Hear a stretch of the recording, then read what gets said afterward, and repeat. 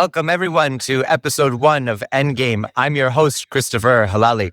I'm looking forward to a phenomenal show with you all and really excited for all of the great things that we're going to talk about and the important people that we're going to talk with. Now, this is, as everyone knows, day 20 of the war imposed on Iran by the US and by Israel. There's a lot to cover here, and I'd like to introduce my first guest. My first guest today is Lieutenant Colonel Anthony Aguilar, who was a 25-year veteran of the United States Army, deployed multiple times to combat zones, and also was a member of the Special Forces, a Green Beret in the U.S. Army. He's very well known as the whistleblower, who covered much of what was going on in Gaza and helped blow the whistle on the Gaza Humanitarian Foundation and a lot of the war crimes that were happening. Welcome, Lieutenant Colonel Aguilar. It's a real pleasure to have you on the show and to finally meet you here. Thank you. It's a pleasure to be on, and thank you for inviting me. It's my pleasure. It's my pleasure. And I also, as you know, as I mentioned in our communications, I also was a member of the U.S. Army. I think both of us as former U.S. Army officers, you, of course, a higher rank and having left a lot sooner, a lot longer you were in. I left a lot sooner for my disagreements, but I think you and I share a lot that we can discuss here. And the first thing I want to do is I want to get your perspective about what you're seeing. Now, we're at day 20 of this war on Iran. What are you seeing? What's your assessment so far of the operations that are going on and the resilience of the Iranian nation? I have a very negative assessment of the U.S. strategy, and that assessment is only being reinforced from what I assessed on the opening days of this war. We went in without a strategy. We underestimated the adversary. We overestimated our capability. We did not consider logistics, maintenance, and support in fighting this war. And now we have the Secretary of Defense, Pete Hegseth, going back to Congress to ask for $200 billion to fund this out until who knows when. We still have no clearly stated objectives. So in the time that this war was going to last a few days to maybe a week to now weeks to maybe months to perhaps longer, is clear to me that this will become another abyss of a conflict with no way out. In terms of Iranian resilience, it's remarkable. The Iranians have demonstrated not only resilience in their resolve as a military, as a society, in their leadership, but also in the depth of their asymmetric warfare capability. And though the United States has claimed that their Navy has been sunk and their Air Force has been destroyed, those aren't the critical capabilities that Iran poses in this war. The most effective capability that Iran poses is its asymmetric capability with its one-way drone technology and capability, with its highly developed missile capability. And Iran understands the long game. And what I mean by that is a few moves in the beginning that is going to succeed for Iran is the isolation and the wedge between the US and GCC states in claiming legitimately that US bases in the region, in the area of responsibility from which missiles are fired from into Iran, or which Iranian missiles are shot out of the sky, make those bases legitimate military targets. And they put their money where their mouth is and executed that with precision and with restraint. And they also, in the control of the Strait of Hormuz, were very selective in their narrative, in that it's closed to the United States and Israel. It's open to everyone else. And then furthermore, that the exchange through the Strait of Hormuz, the monetary instrument of exchange, is no longer the dollar or the petrodollar, it's the Chinese yuan, which strategically is a pretty clever move. So what we're seeing in this is that Iran is winning the strategy. Iran is winning the long game. Iran is holding its own against two nuclear powers and advanced militaries, and they're doing so with their own capabilities. And do they have support from Russia and China and others?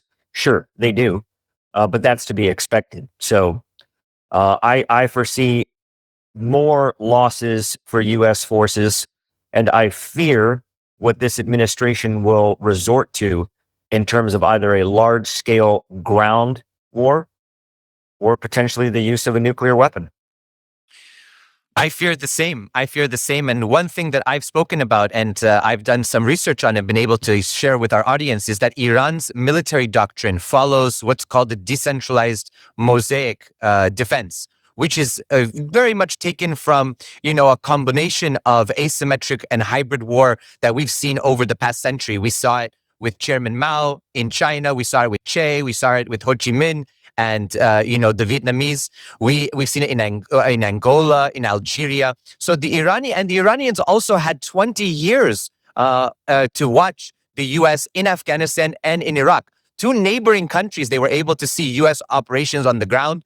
They were able to see the resistance and how the resistance worked on that. You yourself are a combat veteran, and you also are a recipient of the Bronze Star Medal with V for Valor device, which of course is no small feat, and also a Purple Heart recipient. And you experienced in that event that gave you the Purple Heart, you experienced some shrapnel wounds and an IED explosion that nearly took your eyesight, from what I read.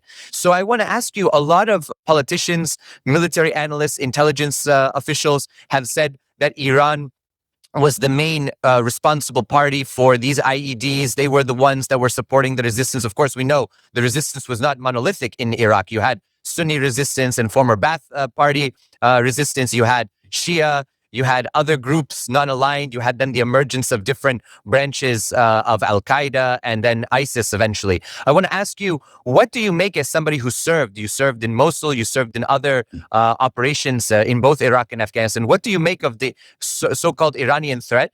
And how do you calculate that with today's war and the justification to go into that war? Does Iran possess proxy capability and asymmetric capability through proxy forces in the region? Yes. Why wouldn't they? They have been under attack and surrounded by U.S. forces in the region for decades, and they have conducted no attacks against the United States directly, nor have there been any plans or intelligence from the U.S. intelligence community that they ever had a plan to do so. So when you look at the threats that the U.S. faced in Iraq and in Afghanistan, the primary threat that the U.S. faced asymmetrically and in an insurgent conflict was Al-Qaeda. The branch of Al-Qaeda being Al-Qaeda in Iraq, which, because of failed foreign policy, because of failed U.S. foreign policy, dating back to the Mujahideen and the establishment of Al-Qaeda, or the base, at the end of the Soviet war in Afghanistan, U.S. failed policy is what created Al-Qaeda. U.S. failed foreign policy is what created Al-Qaeda in Iraq and gave it justification and gave it momentum and energy in Iraq. The U.S. created that, not Iran. Did Iran equip proxies with advanced IED technology? Sure. In protection of their interests in the region, because the United States has demonstrated time and time again that we know no bounds when it comes to invading countries. At this time, remember, we had forces in Iraq and we had forces in Afghanistan. Where does that put Iran? Literally right in the middle, against a threat that they're in a very tough situation, in that you can't defend yourself because then you look like the aggressor. And if you wait to be attacked, then you're you're defenseless. And this is exactly what we saw with how this war was initiated. The war against Iran that we're now on the 20th day was started by the United States and Israel under the pretense of, and this is confusing, and follow along, but this is the pretense of which the United States started this war. We, the United States, struck to preempt a responsive attack to Iran from Iran to Israel as a preemptive attack to what Israel might do, which we didn't know they would do, but we told that they were might. And if they did, then Iran would respond, and therefore we had to strike first. It makes no sense. So when you look at in the region, the forces that we fought were grown from local movements. As you said perfectly, the terrorist organizations in Iraq and in Afghanistan weren't monolithic. There wasn't one overarching terrorist group. There's nuance to that. And as I said, was there technology in Iraq that could be linked back to technology from Iran? Sure. That is regional asymmetrical warfare. The United States has done, is doing, and continues to do the exact same thing in Ukraine, in all parts of the world, in Southeast Asia, in Western Asia, in Central Asia. So the United States does that as well. So when you look at the interests of Iran in the region at the time and now, they're under threat. And the targets, I would say, those, the targets in Iraq were legitimate military targets. U.S. military forces operating in Iraq are legitimate military targets. We can't say that your forces are legitimate to strike, but ours aren't. That's not how war is fought. There's equal ground. So, is it devastating? Is it horrible that people that I served with were potentially killed in this war because of that? Yes, but I don't blame Iran. I blame the failed policies of the United States government in why we were fighting in Iraq in the first place, of why we were fighting in Afghanistan in the first place, of why we're fighting this war in the first place. And it all goes back to fighting wars for Israel. On that note, I'd like to put up, we have a map here of the U.S. bases in the region. And I'd like to put that up on the screen if we can, so that our viewers understand that you are absolutely right. First of all, Iran is in the center. Look at all those bases surrounding historically. I mean, Afghanistan no longer had bases, but for 20 plus years, it had bases. I mean, when you look at that map, what is Iran supposed to do but feel threatened, feel isolated? And it feels like that failed containment policy from the Cold War. We're going to just surround countries and basically create siege conditions. Not only do we surround them and create these siege conditions, with these military bases, we also economically sanction them.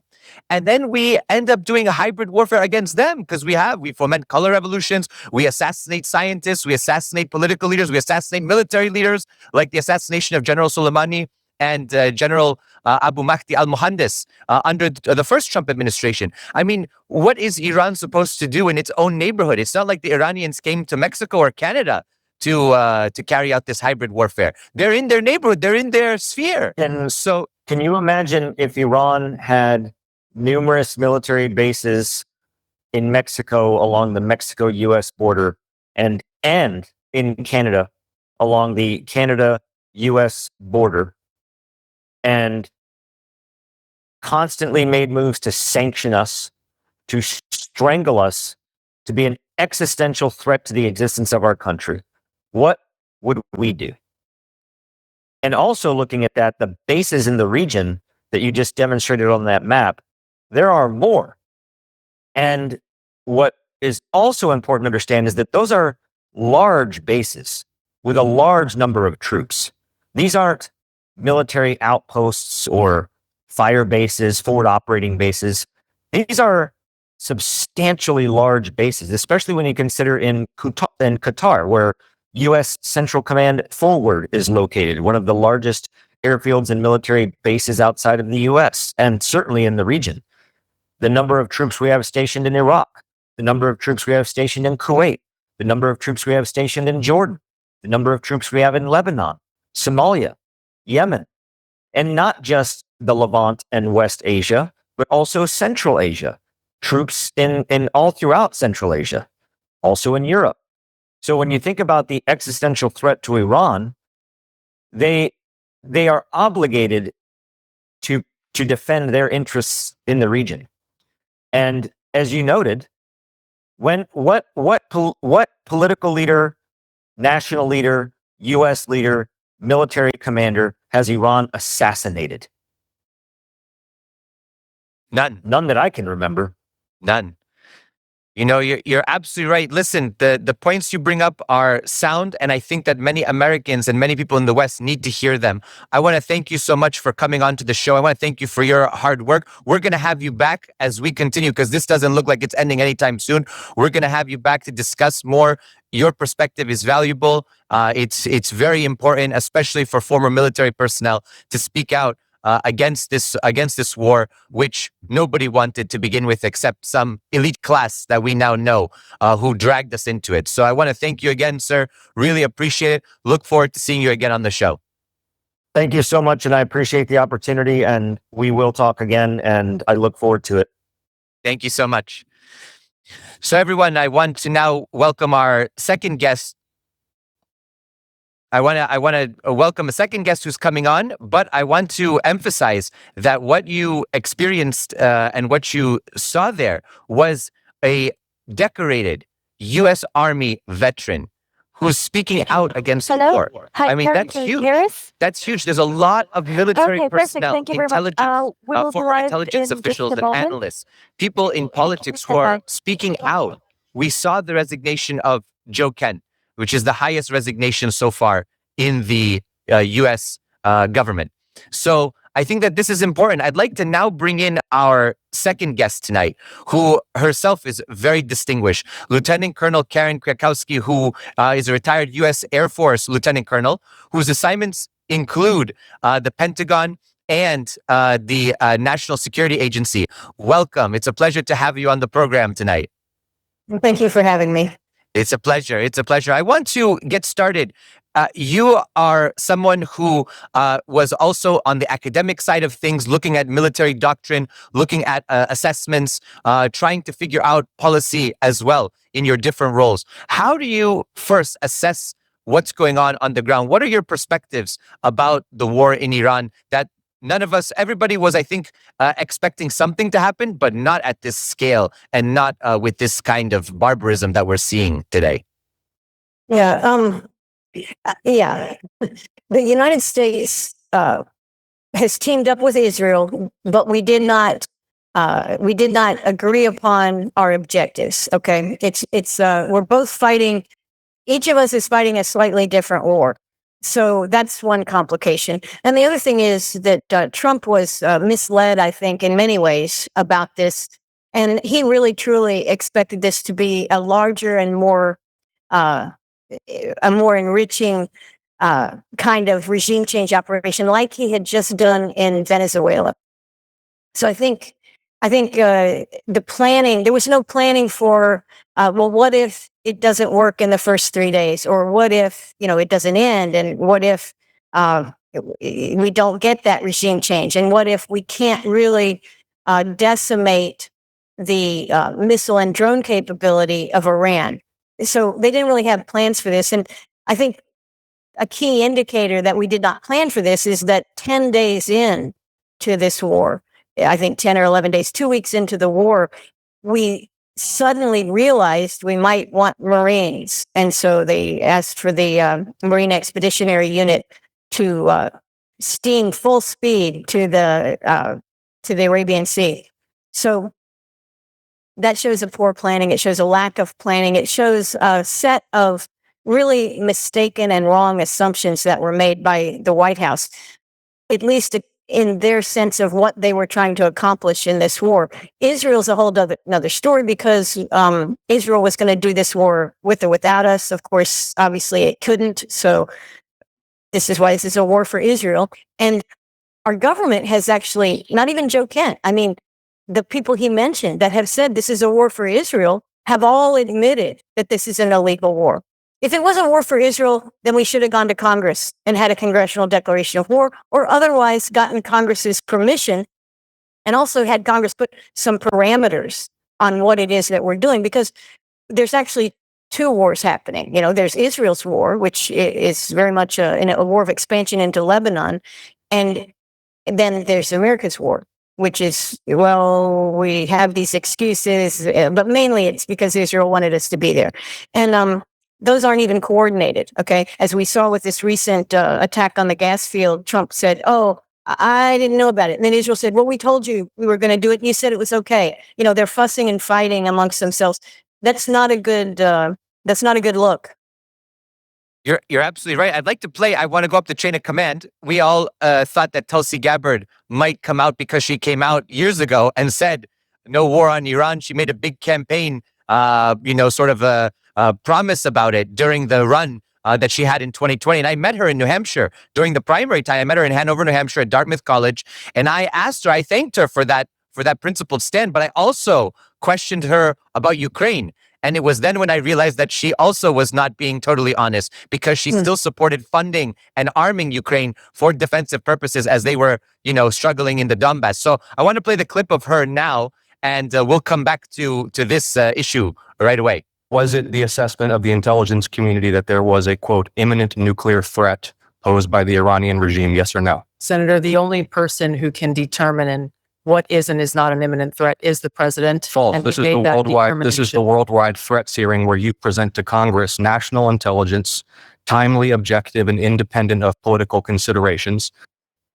Was it the assessment of the intelligence community that, as the White House claimed on March 1st, there was a, quote, imminent nuclear threat posed by the Iranian regime? Yes or no? Once again, Senator, the intelligence community has provided the inputs that make up this annual threat assessment. You won't answer the question. It's the nature of the imminent threat that the president has to make that determination based on a collection and volume. You're here to be timely. Intelligence that he is provided with. You're here to be timely, objective, and independent of political considerations. Exactly what I'm doing.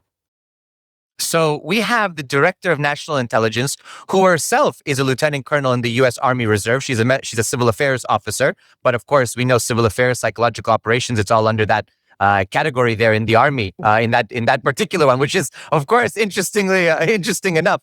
But I want to get your feedback. We have a DNI who is supposed to put forward the intelligence to the president, and clearly at this point, either the president didn't acknowledge it, but from what we know, the president has sidelined her on other issues, for example, in Venezuela. What's going on here? What's going on with this administration? What's going on with Tulsi? Yeah, well, with Tulsi, it is unfortunate. Now, she has, her politics are, she's a Zionist, she's pro-Israel, and that is not necessarily a bad perspective, but if that colors how you do your job for the United States of America, then it's a handicap. And so she has that handicap. She has not quit. I mean, you would have thought she would have quit back when Trump said, I don't care what she says. Remember his airplane interview as he was getting on his plane? They said, well, Tulsi said something. This was before the 12-day war that Trump launched. And he said, I don't care what she says. And she did not resign. And she's covering for him in this, to the Congress yesterday in her meeting with them. So, yeah, you just can't count on Tulsi. I know many people are scraping the Tulsi Gabbard bumper stickers off their cars. She will not regain this. She's going down the path of Dan Bongino, who used to have a great podcast, a very popular number 3 podcast. It's like number 80 now, and it's probably going to get even lower on that podcast list because, he's lost his credibility. And Tulsi has, people were talking about Tulsi as on a presidential ticket. This would make them very happy. And that's not the case anymore. So she has wasted that political capital that she had. It's hard to say what's really going on with her, but I think it's just, maybe we expect too much of our politicians. And this is why I think the Joe Kent thing is so interesting, because he has stood up and he is very clearly, he speaks clearly. He has great knowledge about what he's talking about. And his political awareness is very good. He understands in his interview with Tucker, he said, I know they're going to come after me. They have to. They have to come after me. He understands that. And that's really good, because I think Americans, as a people, we've learned everything we needed to learn, but we've learned a lot in 25 years. That's for sure. That's for sure. Speaking of learning over long periods of time, your doctoral dissertation was about the Reagan doctrine in Angola, from what I read. And I'm fascinated about this because I also was a U.S. Army officer. I'm fascinated about military doctrine. This was my thing. They used to joke that I was instead of carrying a rifle, I was carrying books to combat. But I think it's important to have a military, to have a history, to understand context, to understand the theory behind it. We had the Reagan doctrine, we had the Powell doctrine, we had the Bush doctrine. Is there a Trump doctrine? And if there is, what is it? Or is it developing? Or are we just kind of, shooting blindly in the dark? Yeah. Well, no, I think in Trump's mind, he has a Trump doctrine. And he is a person who likes to be the boss. In fact, he has to be the boss, right? I mean, the military, you're in the military, I'm in the military. They say to be a good leader, you need to be a good follower. You have to learn that. You have to learn both sides of it, right? And I think that's something that we try to develop in all of our people, to be able to follow and advise, and also to lead and decide. These are all important things. You can't just have one or the other. And Trump is a leader without the ability to really follow very well. He doesn't, he makes up his mind. He trusts his judgment, and sometimes that's not a good thing. Clearly, this war is a disaster, and it will be a worse disaster before we get out of it. Okay, this is for the United States. This is the worst war we've ever been in. Okay, this is not a money-making war. This is the kind of war that guts our financial and economic strength and our military strength. Okay, and Congress there's not enough money to rebuild all these old systems and newer expensive systems that are being destroyed in this war. So we stumbled into something that has great negative ramifications for the United States. But Trump stumbled into it. Americans didn't stumble into it. We knew nothing about it, okay? The intelligence community is saying there's no need for a war. There are many options. The diplomatic community, in theory, was saying we are negotiating to get a better situation and also to improve trade and all these other things that make America great, So, yeah, Trump, he's ill-informed, but it's his own fault. I would think if Trump himself was asking Tulsi Gabbard, because he sidelined her, he's not asking her anything, but let's assume that wasn't the case and he was asking Tulsi like that congressman was asking her. I think she would tell him the truth. Okay, but he's not asking her. He doesn't need to know things that he doesn't want to know. And he doesn't need to know them because he's Donald Trump. And he's got enough sycophants around him who are telling him how great he is. And, Joe Kent made the point, not in a negative way, just a very subtle way. He said, when we negotiate with Iran, there's a way out of this. And obviously it is to negotiate. But when we do it, Joe said we should send some real diplomats. Or no, he said different diplomats, right? He said we should send some different diplomats there. Okay, that's kind of a big slam in a nice way of Witkoff and Kushner. His son-in-law, yeah, Kushner. And if you think about it, let's take three real estate guys, Trump, Witkoff, and Kushner. All friends, known each other for a long time. Who's the smartest foreign policy guy in that group of three?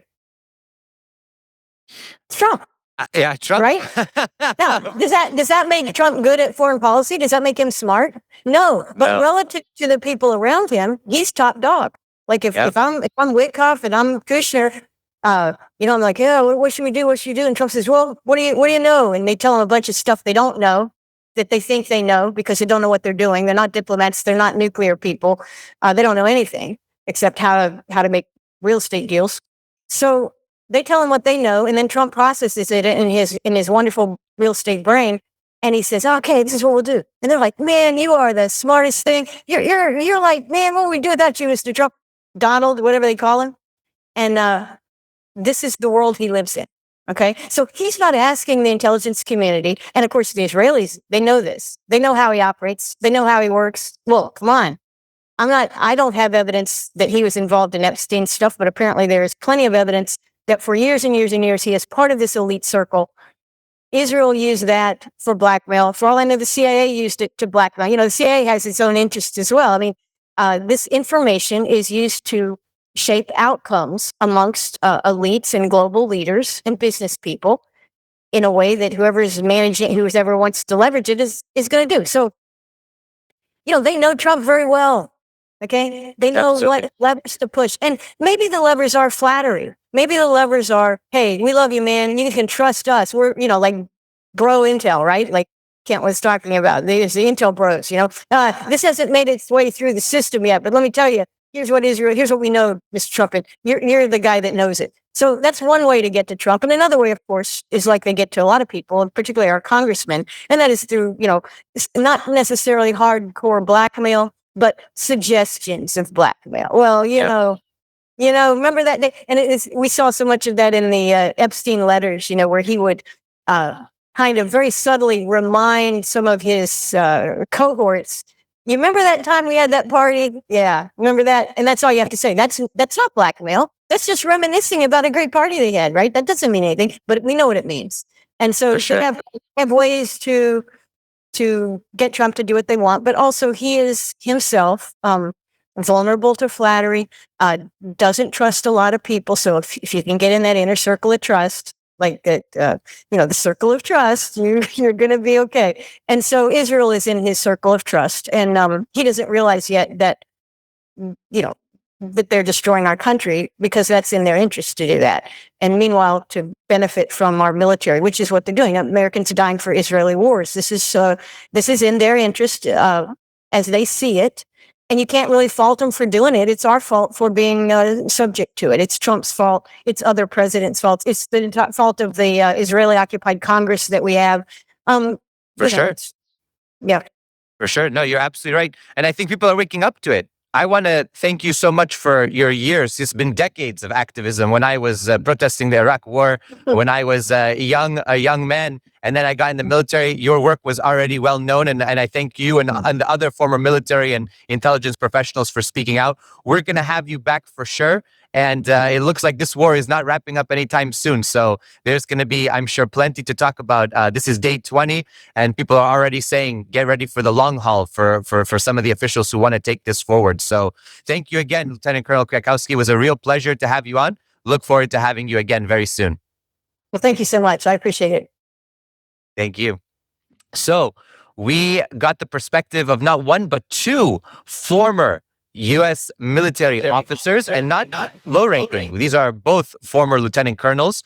That's at the field grade of the U.S. military officer corps. And now for the Iranian perspective, I am so happy and honored to be joined by Professor Seyed Mohammad Marandi, professor of English literature and Orientalism at the University of Tehran. And for those who don't know, he was also an advisor and part of the negotiation team during the Iran nuclear talks that led to the JCPOA, what seems like a lifetime ago. So look forward to speaking to Professor Marandi. And I think it's important for people can you hear? Hello, Professor Marandi? on the ground in Iran. Because there's a lot. Okay, perfect. Thank you. We'll be live especially in the West, about this perspective, about speaking about Iran and speaking from the Iranian perspective, speaking from the ground. And that's important. We need that. We need that now more than ever, especially as this war, this artificial war, this war of choice, as so many have rightfully called it, as this has been put forward. So hopefully we have Professor Marandi with us now. Professor Marandi, it's a pleasure to see you. And we were just in Moscow not too long ago together. I'm happy to see you here. I've been watching all of your interviews. I've been seeing what's going on. Of course, I'm happy to communicate with you. I have not been able to communicate with any of my family members, sadly, in Iran. I know the situation is very difficult for all of us in the diaspora. Those of us who don't support this war on our homeland, who don't support this war on our people. I want to ask you first and foremost, what's the mood in Iran? What's the mood on the ground? I know that you're always in interviews, but what are you hearing from family, from friends, and from the neighborhood and communities that you are in contact with? I do move around a lot and I do go places. And it's quite clear that the population has mobilized, they are united, and we've seen crowds of people across the country every night and sometimes during races, very large crowds in Tehran every night in 20 different neighborhoods. They gather each in the tens of thousands. In a couple of instances, over 100,000 people. So literally millions of people in Tehran, and of course many millions across the country. They come to the streets every night under missile fire, and we've had numerous instances where missiles were fired at these demonstrations. On Friday, I was participating in one in Tehran. It was the International Quds Day for Jerusalem Day in solidarity with the Palestinian people. It's every last Friday of the month of Ramadan. And in this very enormous demonstration, the U.S.-Israeli coalition, they bombed the demonstration, and a woman was murdered. She was martyred. Last night, the same thing happened in Hanzali city in the north, and they struck a demonstration. And a couple of days ago, they did the same in Hamadan, the city of Hamadan. This goes unnoticed in the West. It's not reflected in the media, but the footage is there. And it's been online, especially the one in Tehran, because the president was there, the head of the judiciary was there, the late chair of the Supreme National Security Council, Dr. Larijani, was there, the foreign minister was there. So it went viral online, but Western media outlets would not allow it to be shown in their media because their narrative is that the so-called regime is unpopular, whereas the reality on the ground is that the Islamic Republic of Iran has always had a strong degree of legitimacy among the public, and today it's gone through the roof. And even some of those young kids who were tagging along during the violent riots, they've changed. Their worldview has changed. 3 young students that I know of at my faculty, they've contacted me and asked how they could help. And their worldview has been completely shattered. Excuse me. Shattered because they have seen what the United States does to little kids in elementary schools, and it sees what the United States does by assassinating people. And they see how Western media is silent in the face of all these atrocities when they bomb hospitals and they bomb all sorts of infrastructure that's linked to ordinary people. They bomb gymnasiums. They murdered a large number of young women who were playing volleyball in a gymnasium. They bombed the Iranian national radio and television multiple times. The last time I was, well, not the last time, the next to last time that I was on Iranian TV, they bombed it literally an hour later. So people in Iran are very much united, and I think that the United States has deeply miscalculated. And we are seeing that on the battlefield, and we are seeing that on the streets of Tehran and on the streets across the country. I think you're absolutely right. And I think many analysts are starting to wake up to this fact, if they weren't already aware, that this has had the opposite effect, what the CIA calls blowback, that this, in fact, has cemented support for the government, even those, like you said, who were liberals or reformists, others who had been in opposition, those who had tagged along, as you pointed out. I've seen images and videos of people that I wouldn't have assumed would be supportive of the government as much as they are. And there's a rally around the flag effect. There's a real patriotism. Sadly, the diaspora is on the opposite side of the equation, and they have been foaming at the mouth for regime change, foaming at the mouth for more bombing. In fact, going on national television in some countries, calling for the bombs not to stop, which to me is absolutely barbaric. It's evil. It's satanic behavior, in my opinion. I want to ask you. We have a map here. I want to put up about the of the Strait of Hormuz.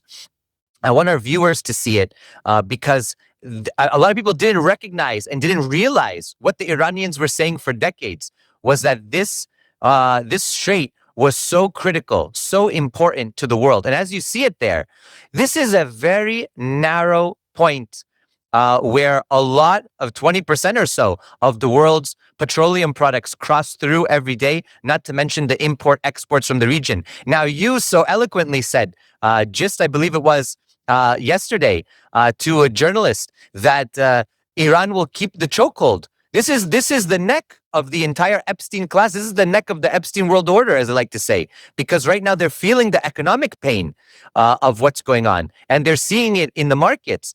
And you made it clear that Iranians will not relent. You yourself was part of a negotiating team. Iran will not negotiate, and that Iran is prepared to carry this to the end. What do you make of Iran's resistance now, its resilience? And if, for example, the U.S. Uses these Marines that they've sent out on the expeditionary force, uses some of the assets, increases ground troops, what do you make of this? What will this look like? Where do you see this going? You yourself, as a veteran and as a war veteran yourself. Well, first, I'd like to point out that the diaspora is not really pro-war.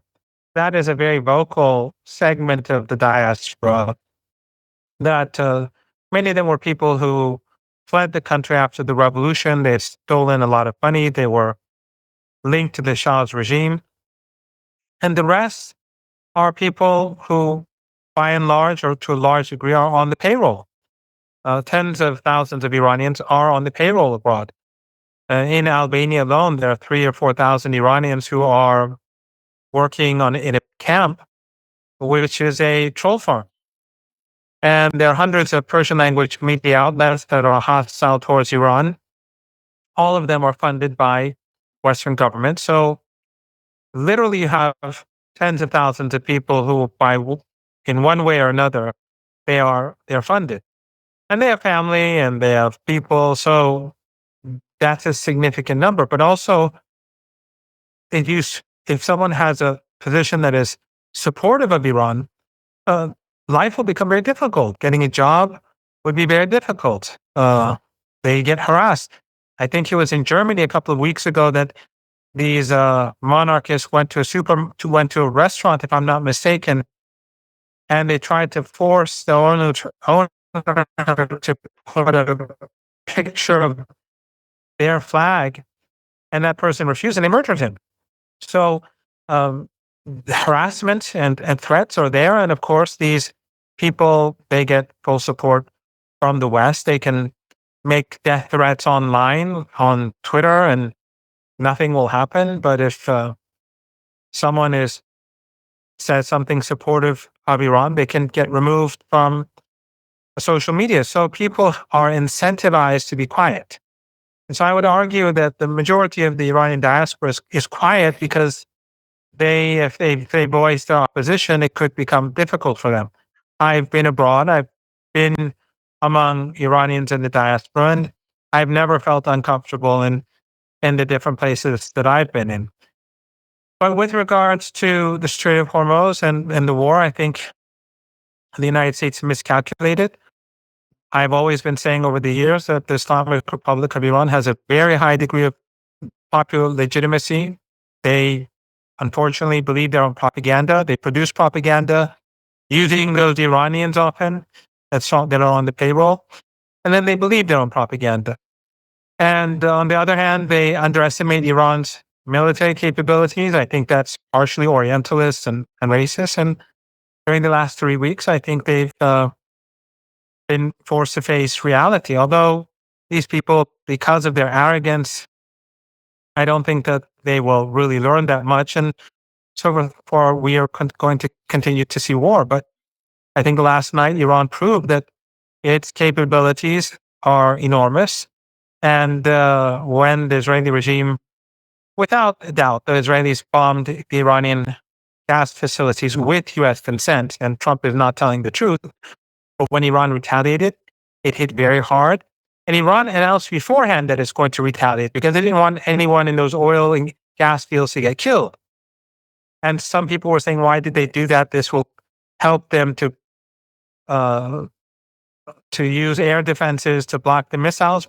But Iran gave warnings, and they fired those missiles and drones, and they destroyed all those things that they planned, all those assets that they planned to destroy. And after that, we saw Trump had to retreat.